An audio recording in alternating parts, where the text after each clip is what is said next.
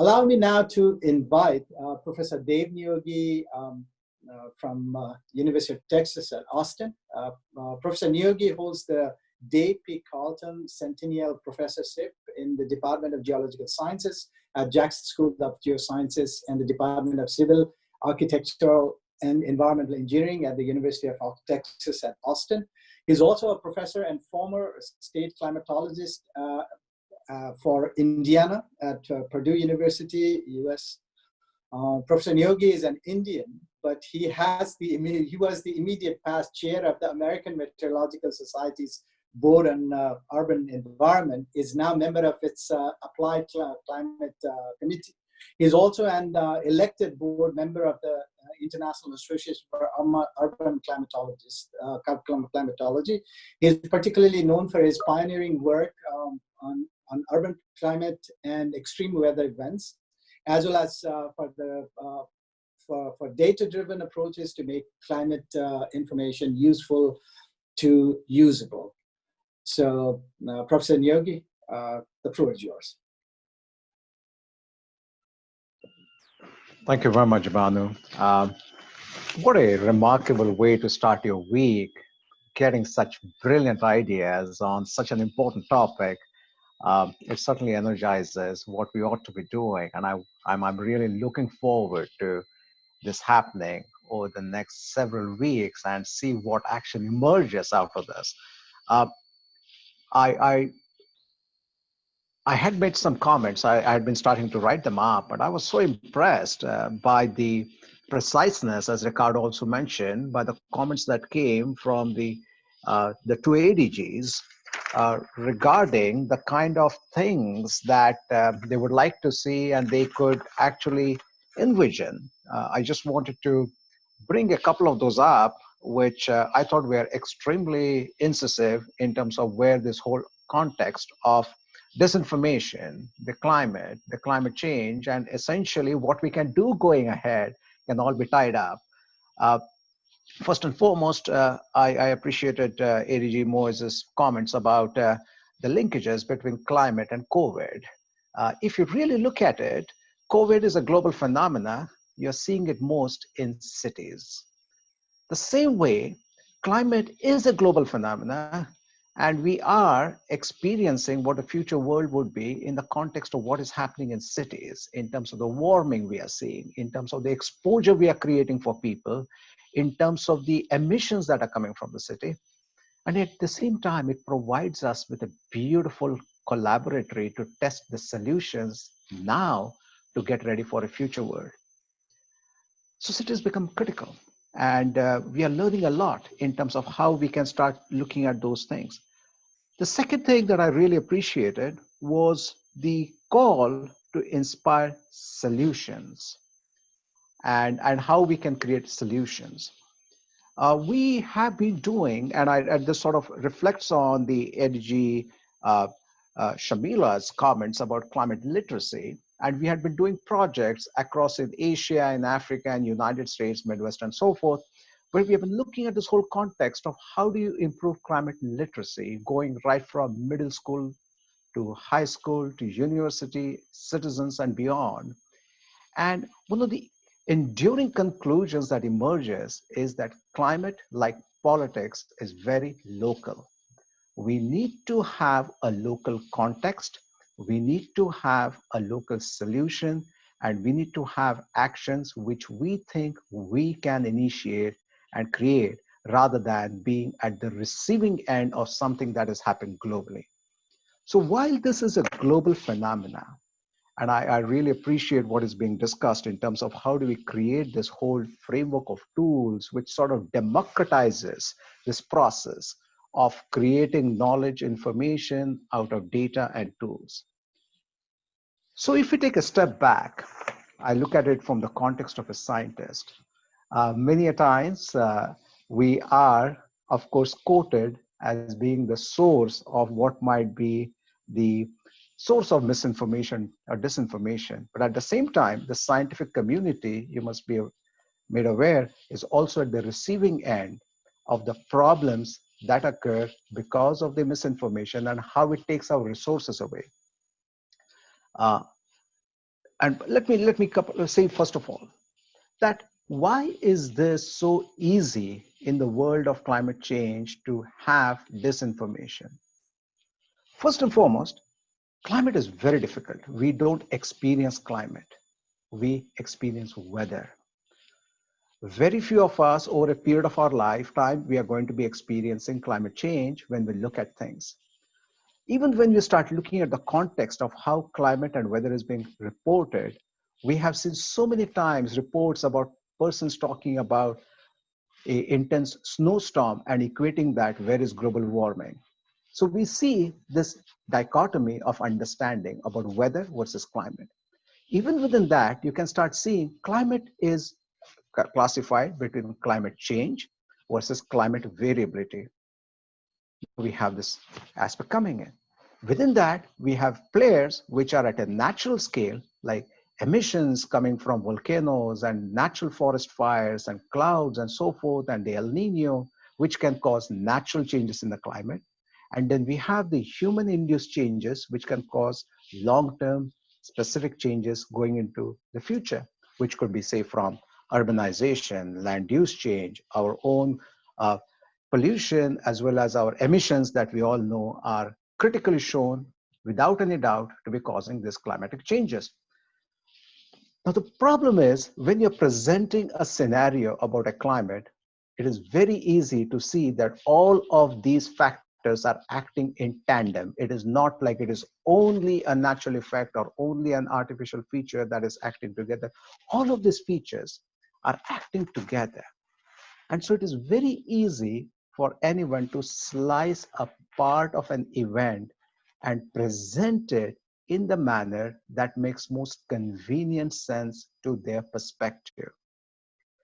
Secondly, it may not be that there is a vile intent in presenting such information. The person who is presenting it might genuinely believe that this is the scientific way that they should be presenting this. And this is the really important hypothesis that ought to be conveyed to the community, which is at the backbone of science. So we have two people or two groups, what one would say, who genuinely believe that they are doing good science, who genuinely believe that they are advancing something which is for the good of the society many a times. And within that, we create a potential for an outsider to look at possibilities which could create a potential for confusion and disinformation.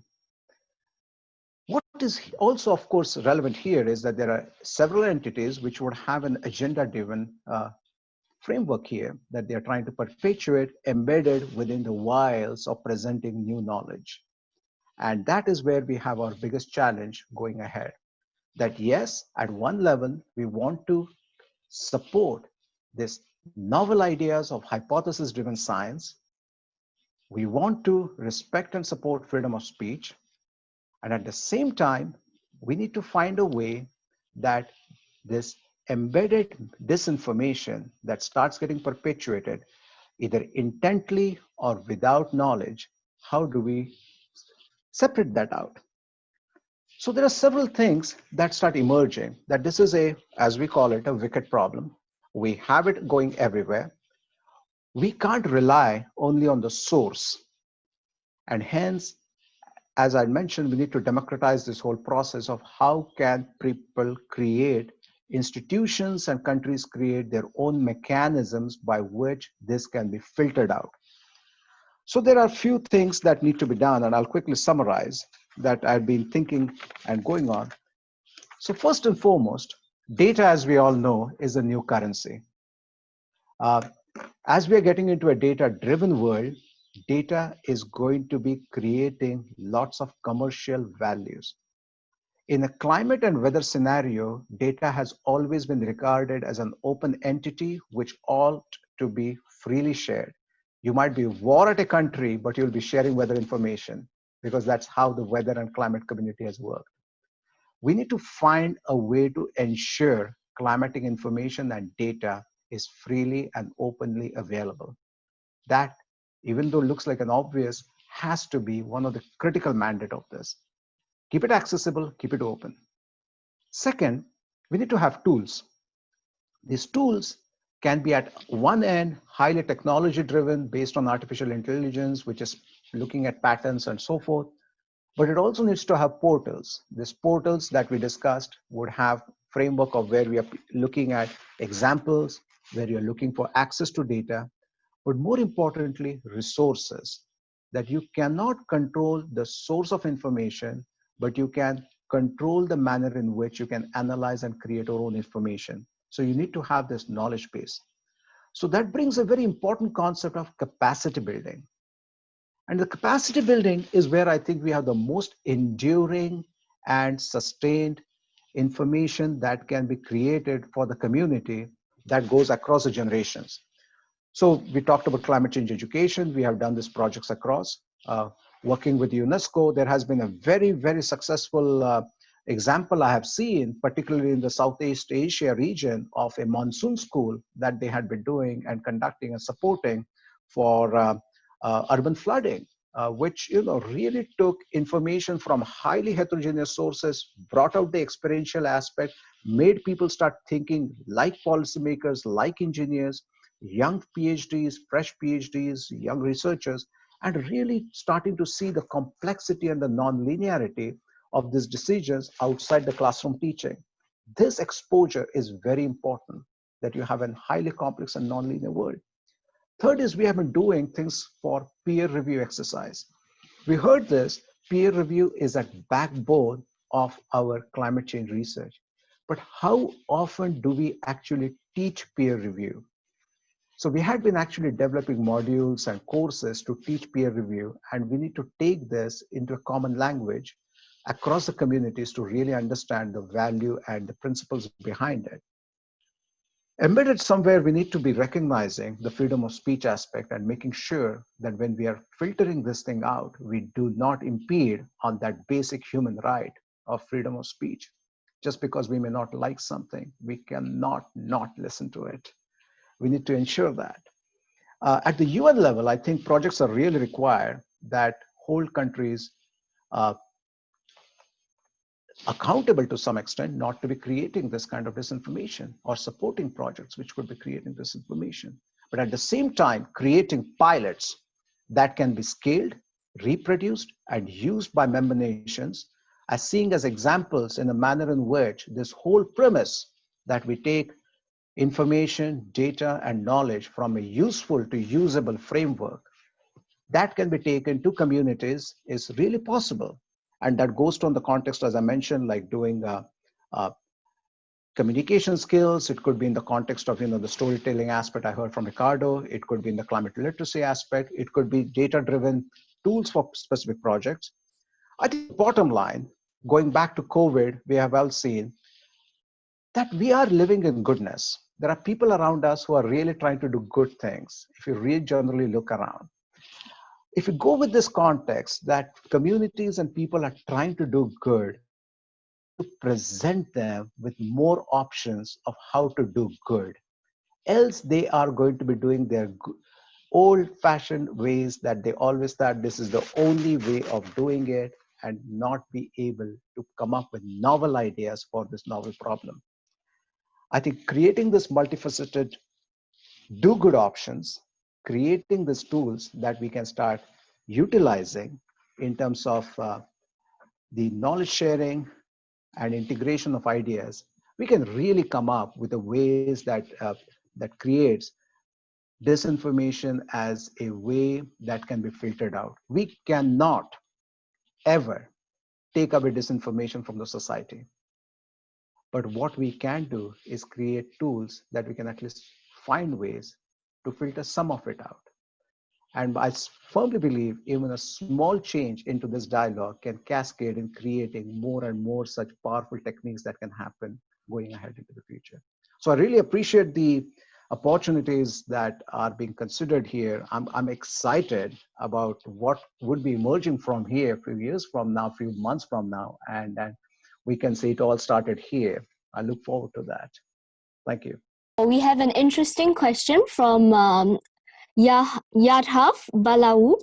For Dr. Niyogi, pertaining to implementing the tools or universal pilots, to what extent can they be feasible in terms of practice when we take into consideration how some countries are becoming more conservative pertaining to their sovereignty and foreign policies?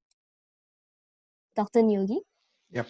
Um, that's an interesting question. It sort of aligns with what we heard from, say, the previous two panelists regarding either the story machine or the lobbies that are out there, and also what Astrid mentioned about this whole uh, range of interest. I think that is true. At one end, we have very strong vested interest, whether it is at a national level or corporate level. But at the same time, we also have what we heard is individuals and organizations that can do something. I think when we are talking about tools or portals, our experience has been that we need to find a change of conversation. And we have to find at least some common point. And one common point when we were working with some extremely uh, conservative groups was that, as I mentioned, while climate change may have differences in the nuances, everyone experiences and understands climate variability. That, previous years were colder, this year is warmer, next year might be warmer or cooler, and climate variability. That we could agree on. Going from that, what we started with organizations is that if we can develop tools or solutions for climate variability, we may be opening a door to start working on climate change. That became one premise by which we started working with some, say, the agriculture and so forth. The second one that we had to say that in the broader context, climate change cannot be treated as a culprit. That if you tackle climate change, it is actually tied in with economic growth. There is economic and sustainable aspects built into it. And so the culprit here is not climate change, it is a lack of tools, lack of resources, and lack of information, how to really adapt to it and how to mitigate it and work with it. So when some of these dialogues start emerging, then there are some common core aspects that come up. And so, for example, when we are talking about the, the tools and portals, we have been working, as I mentioned, through UNESCO on the monsoon school, which has been a great example where, some people might come at it in the context as the example was given for Hurricane Sandy, that this is completely climate driven or this is completely anything but climate driven. But yet we could find some experiential ways to find how this is all interlinked and come up with solutions. So I would say, again, to summarize, one is change the conversation, find a common grounds, and come up with examples where solutions can emerge and become profitable to everyone. If you start with that opening, perhaps there is a potential that this can be scaled up to something much more bigger.